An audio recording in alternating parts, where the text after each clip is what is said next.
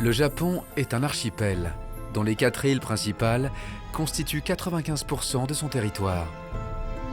7000 autres îles se partagent les 5% restants. Certaines d'entre elles, encore méconnues, sont restées sauvages. C'est un autre Japon, magnifique, qui offre des paysages à couper le souffle.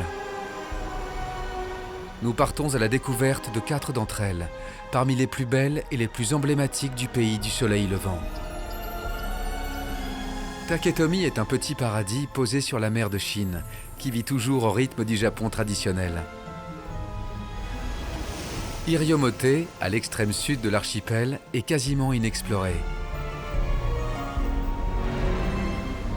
Yakushima est une île mystérieuse qui offre des paysages grandioses et des forêts extraordinaires où poussent des arbres millénaires.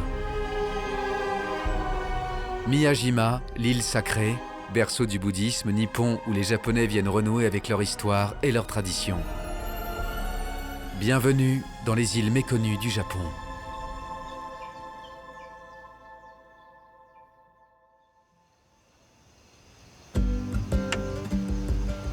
Confetti de corail perdu au large d'Okinawa, à 2000 km au sud de Tokyo, cette île est unique au Japon.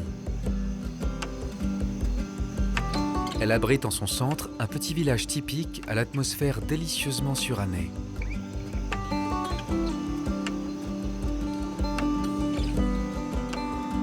L'île de Taketomi est plate, mais pour observer le panorama, on peut toujours tenter l'ascension d'un petit belvédère en béton de 4,50 m de hauteur.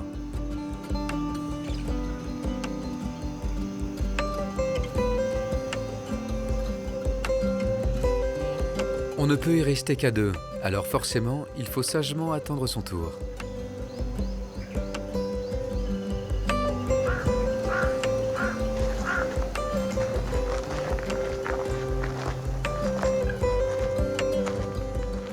Mais pour ceux qui n'ont pas le vertige, la vue est imprenable. Avec ses toits en tuiles rouges et ses murets de pierres volcaniques, le village de Taketomi est le seul à être resté tel quel dans toute la région d'Okinawa. Ici, rien n'a changé depuis des siècles. Même les voitures sont interdites. C'est pourquoi chaque Japonais rêve un jour de venir ici. Une vision d'un Japon rural et éternel où la vie serait plus simple et plus calme, loin du tumulte des grandes villes. Un peu plus de 300 âmes y vivent à l'année et s'attachent à préserver leur petit paradis.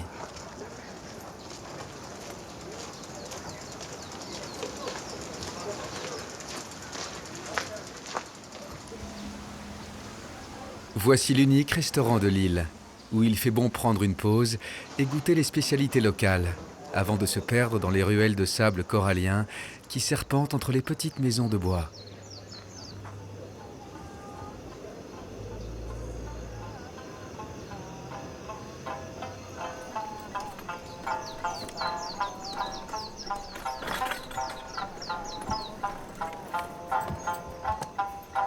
C'est là que les chars à buffles entrent en scène.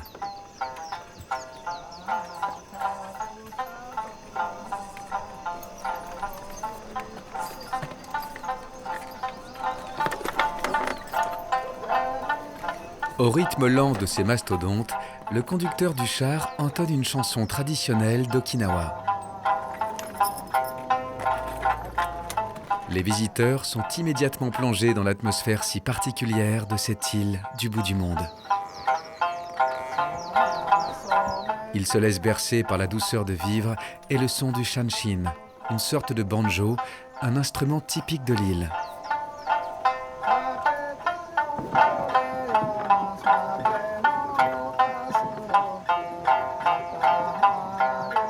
Le conducteur du char est un ancien agriculteur qui s'est reconverti avec ses buffles en guide touristique.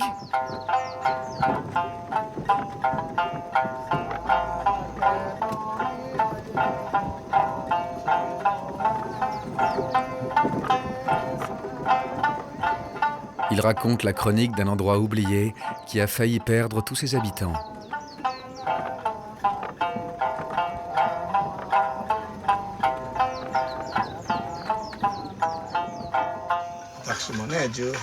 Je suis resté à Taketomi jusqu'à l'âge de 18 ans. À cette époque-là, il y avait plus de 1500 habitants. Mais sur cette petite île, il n'y a pas de travail pour les jeunes. Alors ils partent pour trouver du travail ailleurs. Le résultat, c'est que la population a chuté jusqu'à 220 habitants.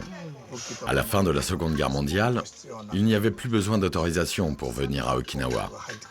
Et depuis, de plus en plus de touristes sont venus ici. Mais dans l'île, il n'y avait plus que des personnes âgées. Ils étaient trop vieux pour accueillir les touristes qui arrivaient. Le plus jeune habitant de l'île avait 70 ans. Alors, pour les aider, les jeunes sont revenus sur l'île. Et aujourd'hui, il y a 350 habitants à Taketomi. Grâce aux touristes, la vie locale a connu une véritable renaissance. Aujourd'hui, il y a même une école et un collège qui comptent 41 élèves. Malgré tout, ce petit bout de Japon perdu en mer de Chine reste très isolé en basse saison. Pour leur ravitaillement, les habitants dépendent de l'île voisine, située à 15 minutes de bateau par beau temps.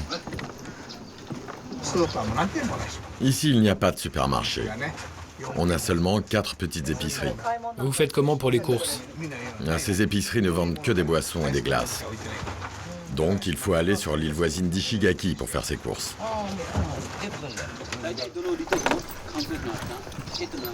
Les rues de corail sont d'un blanc immaculé.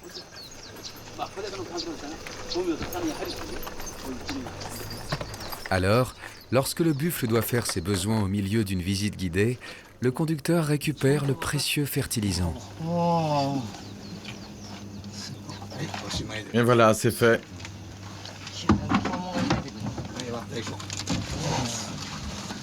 C'est l'occasion de scènes cocasses qui font la joie des touristes japonais.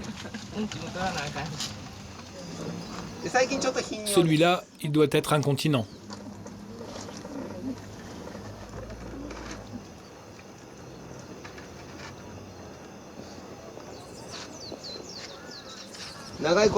Il y a des buffles qui mettent plus de 5 minutes pour uriner. Et j'espère que celui-là ne va pas mettre aussi longtemps.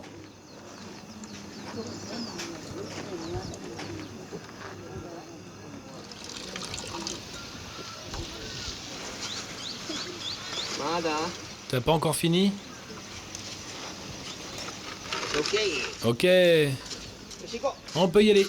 Et si le buffle met trop de temps, ça crée des embouteillages de chars dans la rue. Allez, un peu de nerf, vas-y.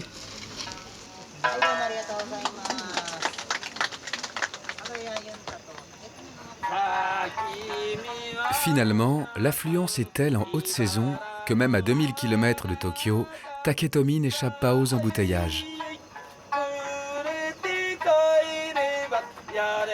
Ce que les touristes viennent admirer, c'est une architecture très particulière, notamment au niveau des toits de tuiles surmontés de monstres étranges. Avant, dans chaque maison, il y avait un hôtel bouddhiste au centre du salon. Et sur le toit, vous voyez le shisa. Il est toujours positionné à 1,50 m vers l'avant par rapport à l'hôtel. Le shisa protège la maison des démons.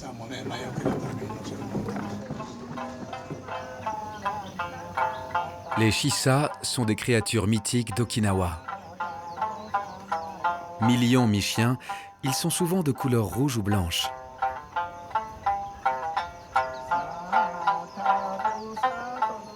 Leur expression évoque la colère, sans doute pour mieux éloigner les mauvais esprits.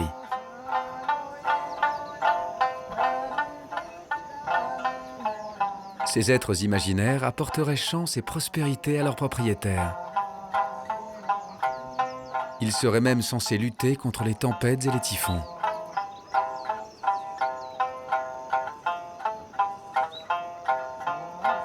Les shisa inspirent aussi les artistes locaux. Derrière ce massif d'hibiscus se cache un petit atelier de poterie. Ici sont exposés des personnages joyeux et grotesques, les kami, les anges gardiens de l'île.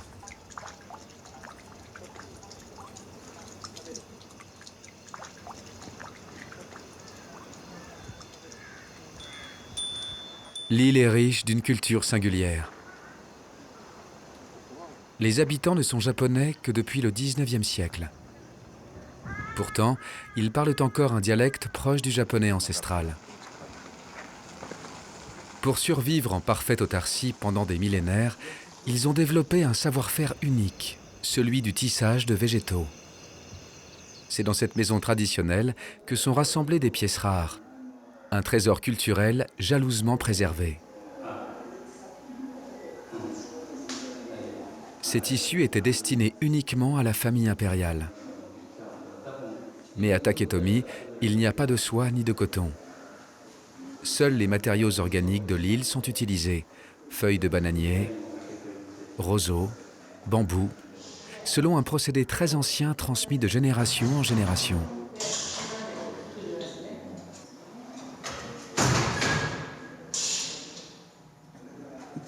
Dans l'atelier, les métiers à tisser centenaires fonctionnent toujours.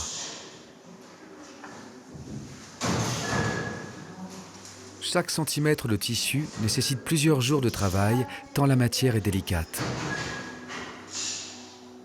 Pour la coloration, les fils sont bouillis avec des écorces de bois ou des teintures naturelles à base de fleurs.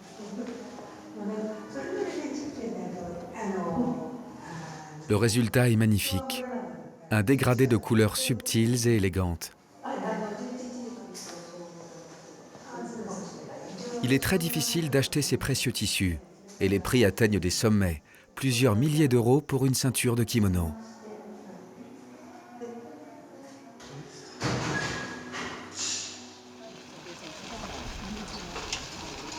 Le char est presque arrivé à destination. Encore un dernier effort. On arrive bientôt à la fin de la visite. Le buffle vient d'accélérer le pas. Il sait qu'il est presque arrivé.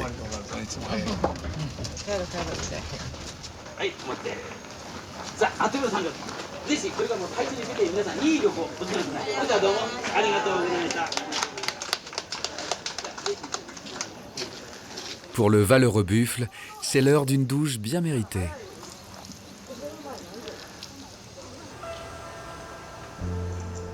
Le dernier ferry va bientôt repartir. Les visiteurs se perdent encore une fois dans les ruelles pour goûter le charme de Taketomi.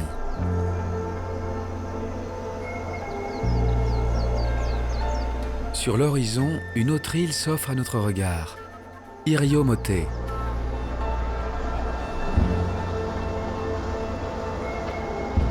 Depuis l'embarcadère de l'île d'Ishigaki, au sud d'Okinawa, les ferrys attendent les passagers en partance pour Iriomote, terre sauvage postée aux confins de l'archipel nippon. En effet, Taïwan n'est qu'à 200 km à vol d'oiseau.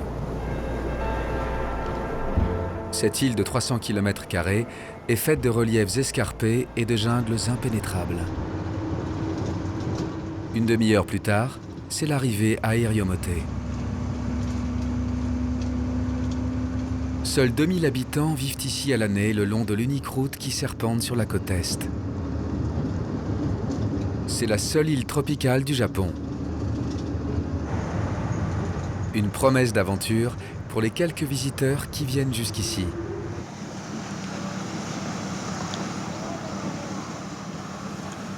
Le meilleur moyen de découvrir Iriomote, c'est d'emprunter un kayak qui permet de remonter le vaste chenal qui s'enfonce à l'intérieur de la jungle.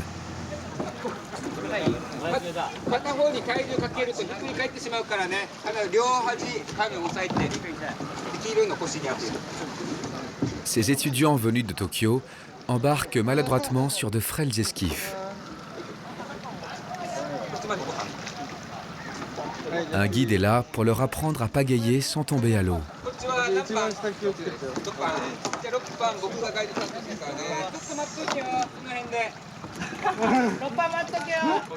Pour ces citadins qui découvrent cet environnement sauvage, Iriomote a un parfum d'aventure extrême.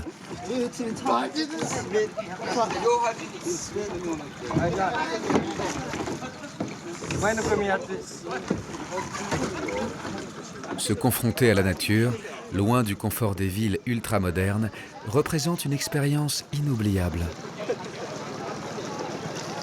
Un moment de liberté et d'insouciance au fil de l'eau. Secrètement, ils espèrent tous apercevoir le véritable hôte de la jungle. Un animal rarissime et endémique de l'île qui se cache au plus profond de la forêt.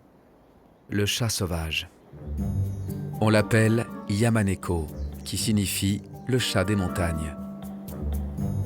Il est plus gros qu'un chat domestique, il mesure en moyenne 70 cm de long et il pèse 5 kg. Il se nourrit de grenouilles, de reptiles, d'oiseaux et de souris bien sûr. Le Yamaneko appartient à la famille des léopards et il est malheureusement en voie d'extinction. Il n'en resterait qu'une centaine au plus.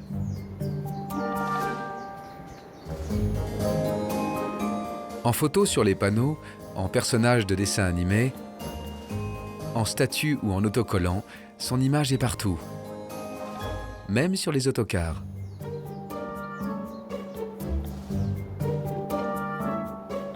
Ce chat sauvage est devenu le symbole de l'île. Mais il reste très farouche. Personne ne l'a aperçu durant ces 10 dernières années. La seule façon de repartir avec est d'acheter une peluche en souvenir. Le Yamaneko est particulier en ce qu'il aime l'eau. C'est même un excellent nageur.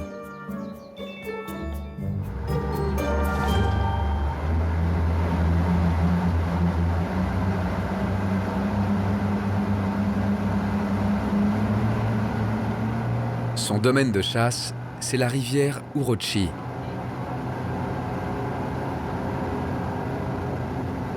Les touristes qui n'aiment pas le kayak peuvent toujours s'embarquer pour une croisière à travers les mangroves.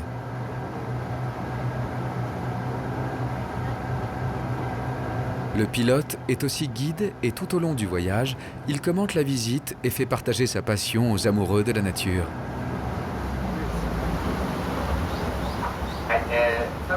Nous sommes ici sur la rivière Urochi. Je vais vous la présenter. La rivière fait 19 km de long et au plus 200 mètres de large. C'est la plus grande rivière de la région d'Okinawa. La profondeur varie énormément, entre 1 mètre et 15 mètres dans les zones les plus profondes. Il y a des poissons d'eau douce et des poissons de mer. En tout, la rivière abrite 400 espèces de poissons différentes. Sur votre gauche, vous pouvez voir la forêt de mangroves. Les forêts de mangroves poussent dans un mélange d'eau de mer et d'eau douce. Ces zones marécageuses sont appelées chukantai. Les mangroves vivent au rythme des marées. La rivière Urochi s'enfonce jusqu'au cœur de l'île d'Iriomote. Une forêt tropicale intacte surplombe le panorama et offre un paysage unique au Japon. Nous voici arrivés à destination.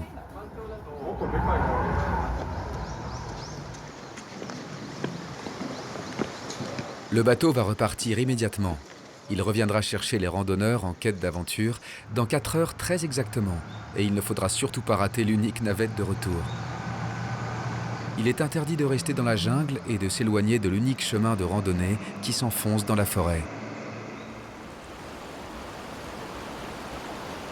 Voici le point de départ. Nous retrouvons le groupe d'étudiants qui s'offrent une pause rafraîchissante avant de repartir d'un pas assuré à l'assaut de la forêt.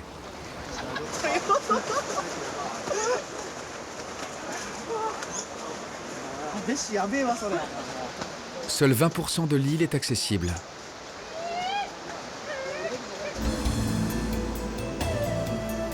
Après une bonne heure de marche, le but de la randonnée apparaît, les chutes du Maryudo.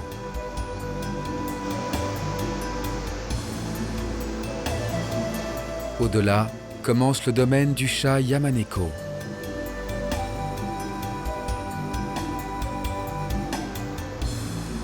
Depuis le belvédère, on observe le dernier territoire encore vierge de l'archipel.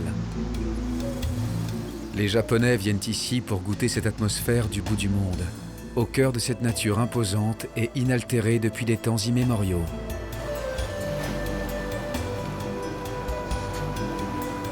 Iriomote est resté quasiment inhabité jusqu'à la fin de la Seconde Guerre mondiale.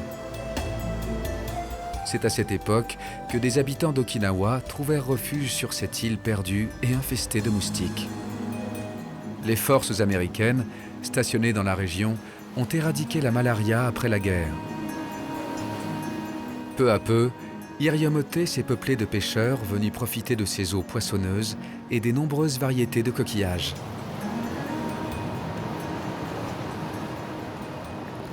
Mais depuis ces dernières années, avec la crise économique, cette île oubliée attire les Japonais qui fuient les grandes villes pour renouer avec une vie plus paisible, proche de la nature. Parmi les pêcheurs rencontrés sur la plage, cet ancien professeur d'anglais qui a tout abandonné pour une nouvelle vie au paradis.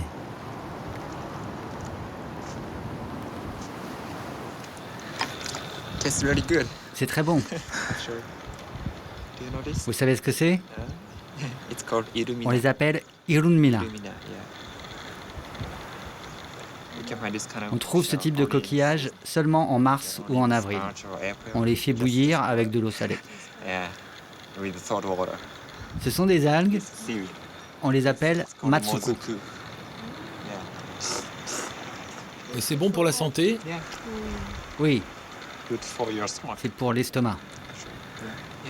Je suis arrivé l'année dernière, j'ai quitté Tokyo, j'ai quitté mon travail et je suis venu ici. Parce que j'aime la nature. J'aime aller pêcher, faire du canoë et de la plongée. Je suis devenu professeur de plongée. Je travaille ici maintenant.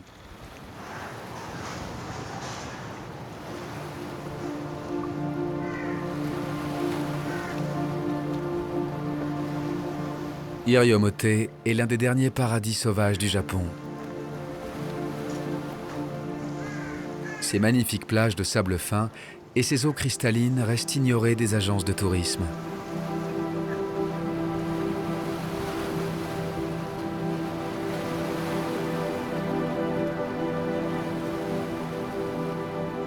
C'est sans doute parce qu'elle est restée si difficile d'accès que les insulaires jouissent toujours d'une tranquillité presque parfaite.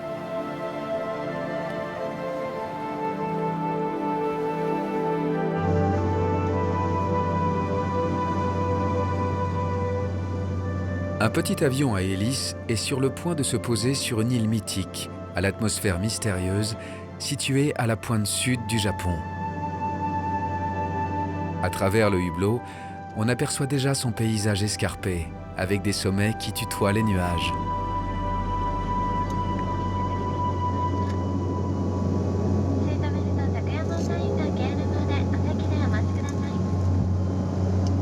Bienvenue à Yakushima, l'île des arbres millénaires.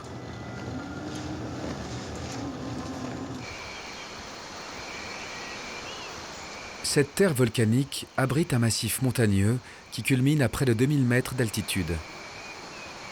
Cette chaîne impressionnante est surnommée les Alpes de l'océan.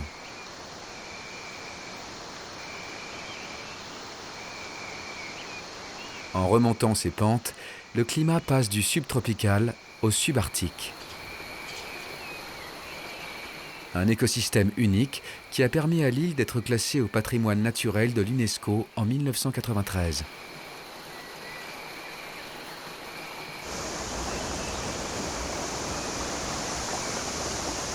On dit qu'ici, il pleut 8 jours par semaine. Le taux d'humidité est en effet 2 fois supérieur au reste du Japon. C'est pourquoi les forêts de Yakushima sont d'une beauté remarquable, unique au monde. Mais ce qui attire avant tout les milliers de visiteurs chaque année, ce sont ces arbres plusieurs fois millénaires. Leur particularité n'est pas seulement leur âge vénérable, mais aussi le fait que chacun possède un nom propre. Eiji Okamoto nous amène à leur rencontre. C'est un ancien trappeur parti vivre dans le Grand Nord américain qui, une fois revenu au pays, s'est pris de passion pour ces géants extraordinaires. Ici, il existe un arbre qui s'appelle le Jomonsugi. On estime son âge à 2170 ans, mais certains racontent qu'il a 7200 ans. Ce cèdre est immense. Car à Yakushima, il pleut toute l'année. Les cèdres poussent très lentement et leurs anneaux de croissance sont très serrés. Dans cette forêt, si les vieux arbres survivent si longtemps, c'est justement parce qu'ils poussent si lentement. Voici leurs noms. Kigen-sugi, Yayoi-sugi, Jomon-sugi, Dayu-sugi.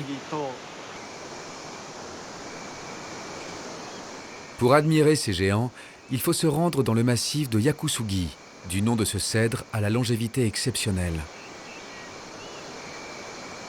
Voici l'un des plus vieux habitants de la forêt.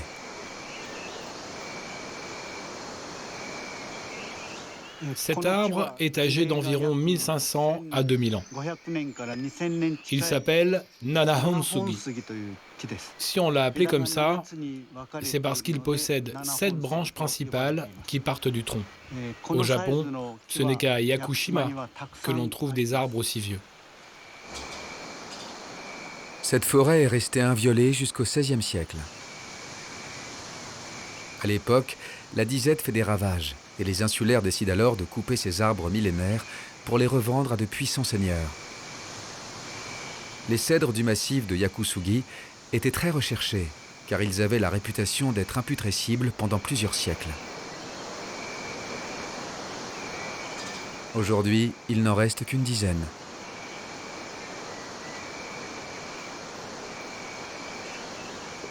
Mais le climat si particulier de l'île a provoqué un phénomène rarissime, la repousse. De nouveaux arbres sont apparus sur les souches des géants abattus il y a des siècles. Ces jeunes cèdres ont près de 500 ans.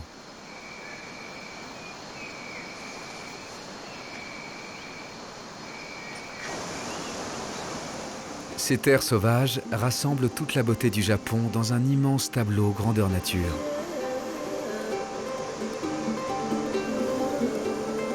Un paysage qui rappelle aux visiteurs les sublimes estampes japonaises aux couleurs pastel.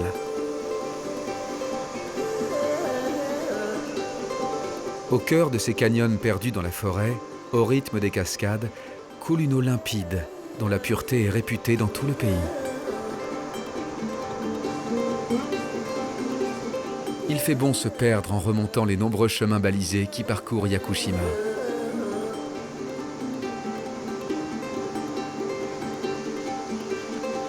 Ces arbustes piqués de corolle rouge sont des camélias du Japon. Au printemps, ils dévoilent une fleur superbe. Riche d'espèces endémiques et d'essences rares, et avec près de 2000 espèces végétales, Yakushima possède un patrimoine écologique exceptionnel. L'une des randonnées les plus populaires démarre à plus de 1000 mètres d'altitude. Elle remonte la vallée de Shiratani. Dans les vasques profondes de la rivière vit un oiseau qui n'a pas peur de l'eau.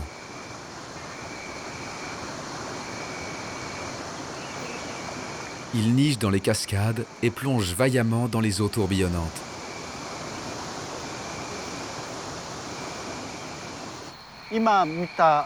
L'oiseau que vous venez de voir s'appelle Kawagarasu, le merle plongeur de Yakushima. Ils se nourrissent de toutes sortes d'insectes qu'ils trouvent au fond de la rivière. Ils nichent dans la rivière, ils plongent tête la première dans l'eau et nagent sous l'eau. Ils pêchent des insectes en nageant dans le courant. C'est très rare d'en apercevoir. Les touristes sont très heureux quand ils en voient un.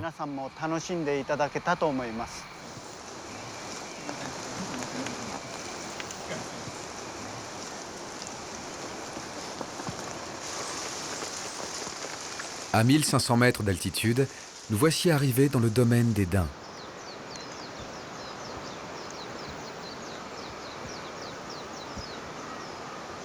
Ils ne sont pas très farouches et semblent ignorer royalement la présence de visiteurs.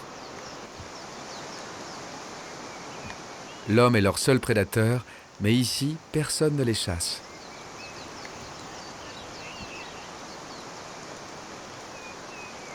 Aujourd'hui, il y a plus de daims que d'habitants à Yakushima.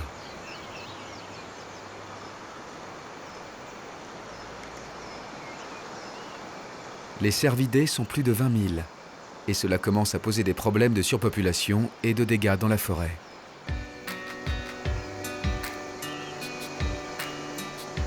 Plus on progresse, et plus la mousse envahit le paysage. Elle s'accroche aux arbres, tapisse les pierres et recouvre la végétation.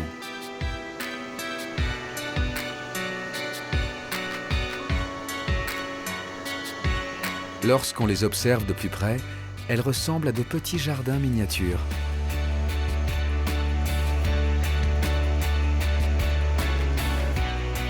Les mousses de la forêt permettent de fixer, de protéger et de régénérer les sols. Un nombre d'espèces important est synonyme d'absence de pollution, et l'île compte des centaines de mousses différentes. Leurs feuilles, dont les teintes vont du vert tendre aux bruns orangés, captent l'humidité de l'air et jouent un rôle majeur dans son épuration.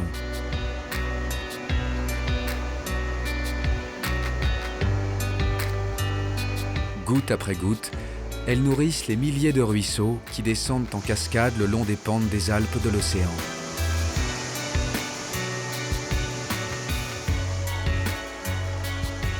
Après 3 heures de marche, nous arrivons au cœur de la vallée de Shiratani, la ravine d'Unsuiko. Un chemin fait de racines s'enfonce dans l'univers magique de Miyazaki, le célèbre réalisateur de films d'animation qui ont fait le tour du monde. Eiji compte parmi ses admirateurs.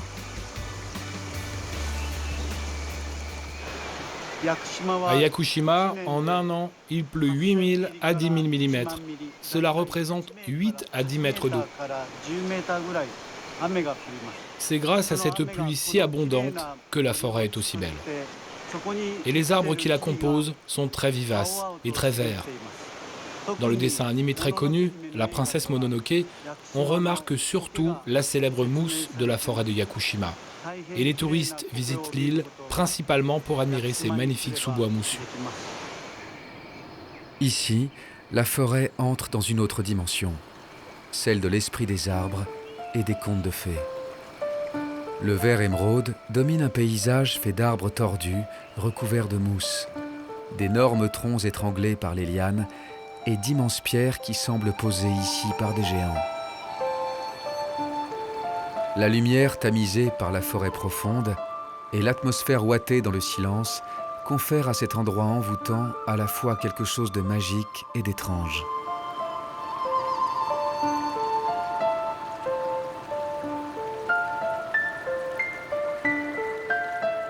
Comme si ce calme trop parfait cachait la présence d'un esprit de la forêt. Les habitants racontent que la divinité de la montagne descend 1 fois par an dans la vallée sous l'apparence d'une princesse en kimono blanc. Comme pour accréditer la légende, cette racine a pris la forme d'un cœur.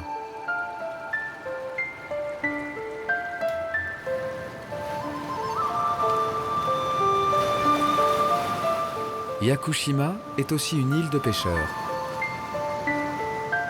Sur ses côtes, on attrape des poissons volants, la spécialité de la région.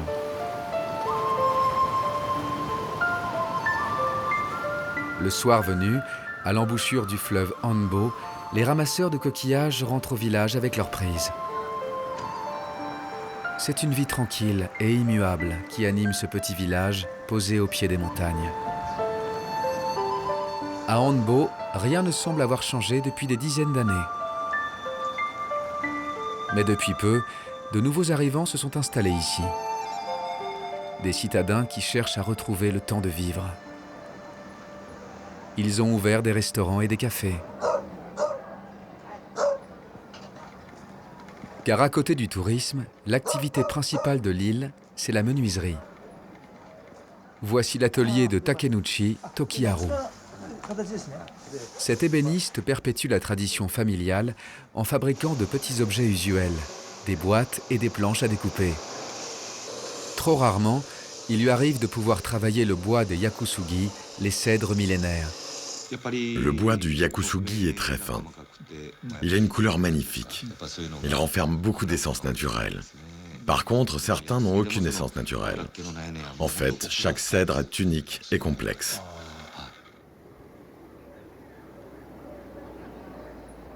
Il est interdit de couper les yakusugi, et il faut attendre qu'un arbre meure pour travailler sa souche. Chaque pièce qui sort de cet atelier est unique et précieuse. Si vous avez un objet en bois de yakusugi, si vous voulez bien l'entretenir, il ne faut surtout pas utiliser de la cire. Pour le dépoussiérer, il suffit de le caresser avec la main, et le cèdre va immédiatement se remettre à briller. Cette magnifique œuvre d'art, parfaitement polie, est sculptée à partir d'un tronc de cèdre millénaire. Cette pièce vaut plus de 100 000 €. C'est un morceau de la forêt enchantée de Yakushima.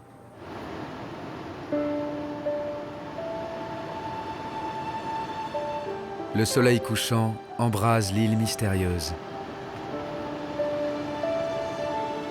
Avec la nuit, elle va redevenir le royaume des esprits de la forêt.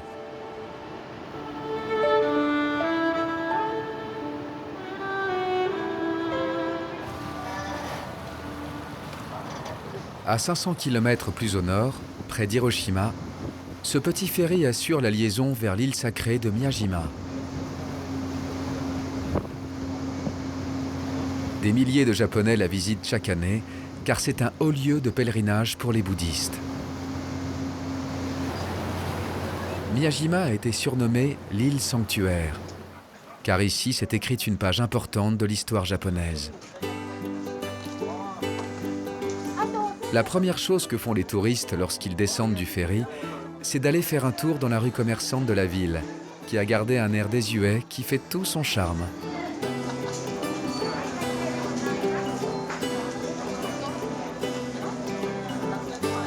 Dans cette rue, une galerie typique des années 50, dont les magasins proposent toutes sortes de souvenirs, comme ces poupées japonaises.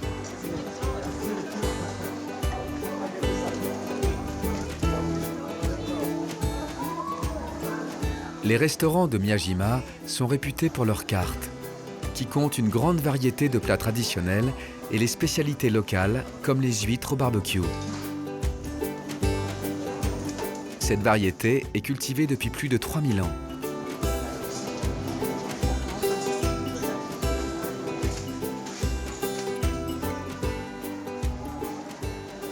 Des stands proposent de succulents gâteaux en forme de feuilles d'érable fourrées à la pâte de haricots. Ici, les habitants sont commerçants depuis des générations et ils ont la réputation d'être accueillants et chaleureux.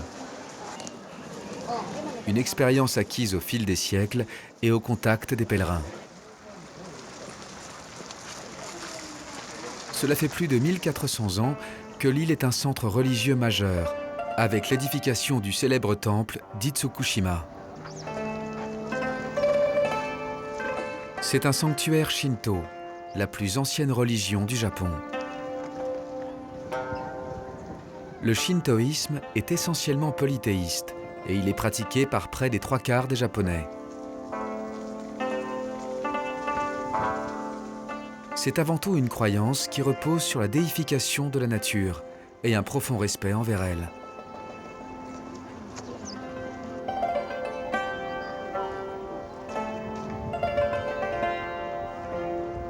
Le temple d'Itsukushima est resté très populaire. Sa construction s'est étalée sur 500 ans, entre le 6e et le 12e siècle. C'est à cette époque que l'empereur du Japon et sa cour y effectuent des visites régulières et que le sanctuaire devient un centre politique qui fera l'objet de violentes batailles. Malgré les nombreux incendies qui ont émaillé son histoire, il est remarquablement préservé.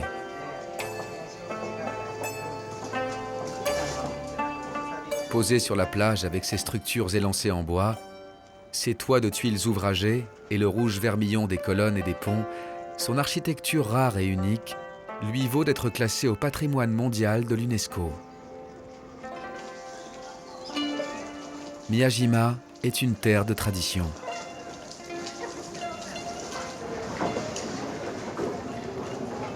Au centre du temple se trouve une scène dont le programme n'a pas changé depuis le XIVe siècle. Ici, devant un parterre de connaisseurs, on joue les pièces du théâtre No.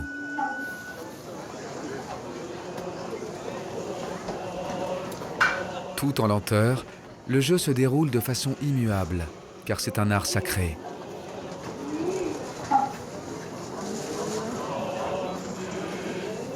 À l'origine, il s'agissait d'un rituel de la religion shintoïste.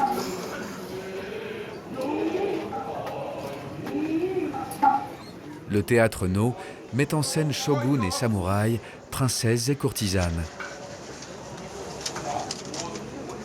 Ces pièces lyriques parlent de peines d'amour, de conflits familiaux et de légendes irréelles. Elles sont souvent nostalgiques.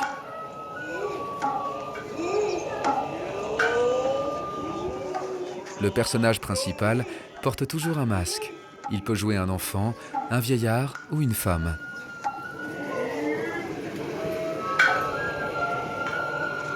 Le spectacle dure des heures, mais l'ambiance n'est pas forcément au recueillement.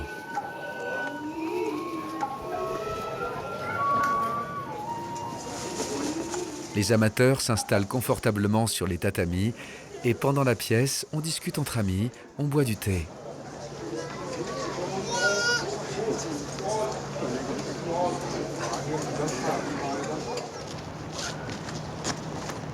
Venir à Miyajima, c'est l'occasion pour les Japonais de partager ensemble leurs traditions.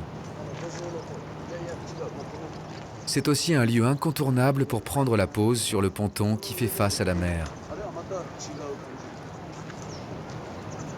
On fait même la queue pour se prendre en photo.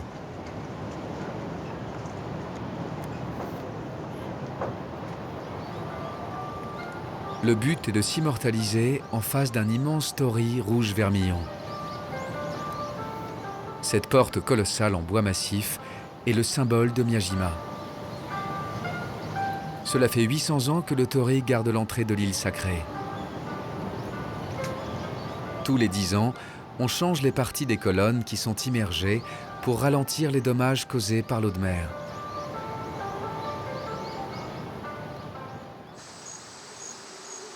Le reste de l'île est quasiment inhabité. La forêt est intacte car il est interdit de couper les arbres.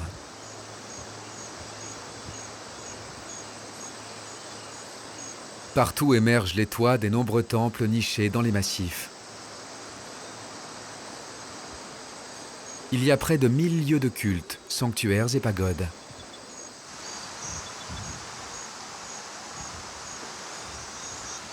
Au milieu des pins et des érables se cache le somptueux temple de Daishoin.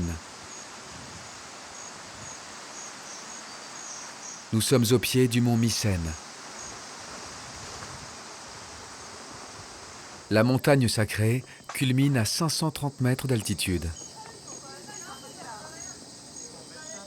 Pour s'y rendre, il faut emprunter ce petit téléphérique.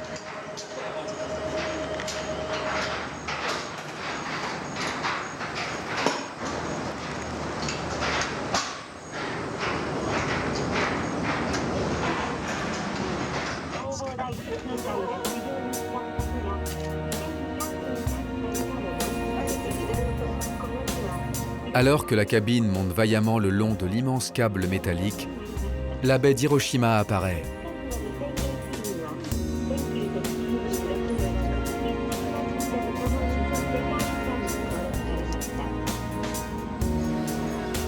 Depuis le sommet, on peut admirer les nombreuses îles de la baie.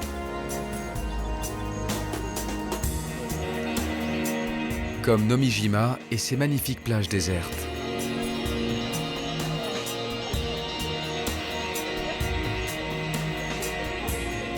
Certaines îles sont encore sauvages et inhabitées.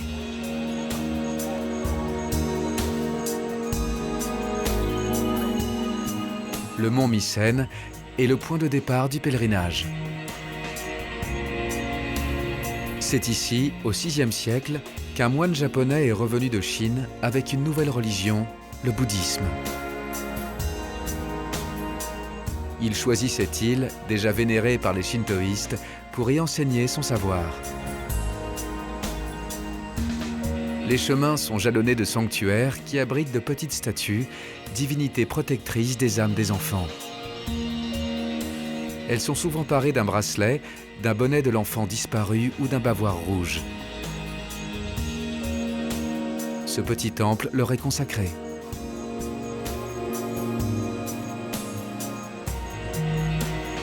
Les escaliers de pierre mènent à l'entrée du chemin sacré. Celle-ci est protégée par 2 géants de bois, les rois gardiens.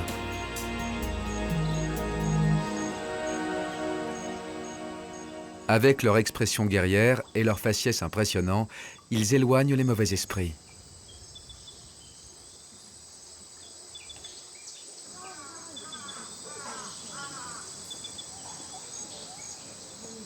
Après une bonne heure de marche, on arrive au temple le plus vénéré de Miyajima, le Misen Hondo.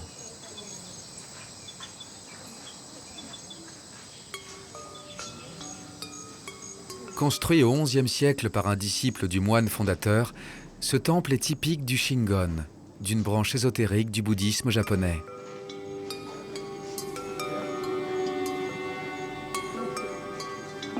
Le Bouddha est de style chinois.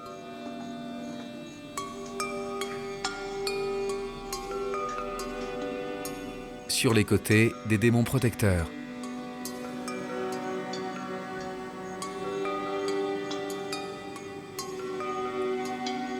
Et la statue du roi Tamonen, le gardien du temple. On dit que de grands shoguns et les seigneurs féodaux venaient se recueillir ici pour profiter de la puissance spirituelle des lieux. Mais le mont Mycène héberge également d'autres sortes de temples, où l'on perpétue des croyances et des superstitions bien plus anciennes. Voici le temple de la flamme éternelle, appelé Kietsu no I. C'est le moine fondateur, Daishi Kukai, qui aurait allumé un feu sacré il y a plus de 1400 ans, qui ne se serait jamais éteint depuis. La flamme est devenue le symbole de l'amour éternel. On vient ici déclarer sa flamme ou prier pour un mariage heureux. La tradition veut que l'on dépose une prière ou un vœu inscrit sur des ex-voto en bois.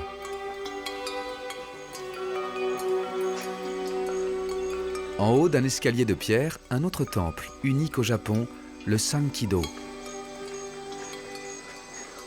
Ici, on vénère des démons.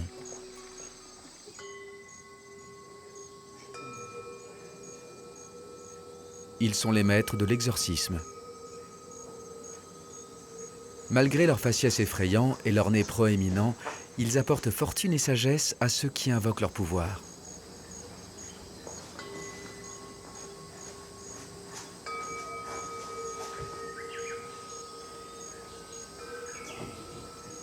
Les Japonais viennent ici prier pour le bien-être de leur foyer ou la prospérité de leur commerce.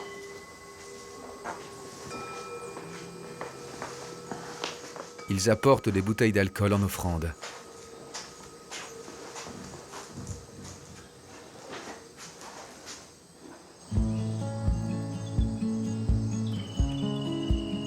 En redescendant le mont Mycène, on aperçoit le port et la vieille ville de Miyajima.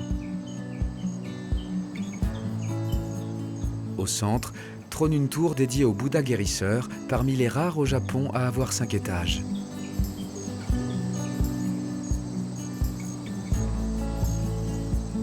À côté, le temple d'Itsukushima.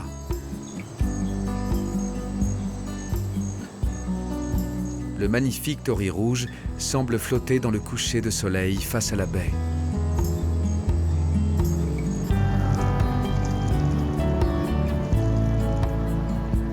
En fin d'après-midi, les touristes ne manqueraient pour rien au monde la photo souvenir avec le géant de bois.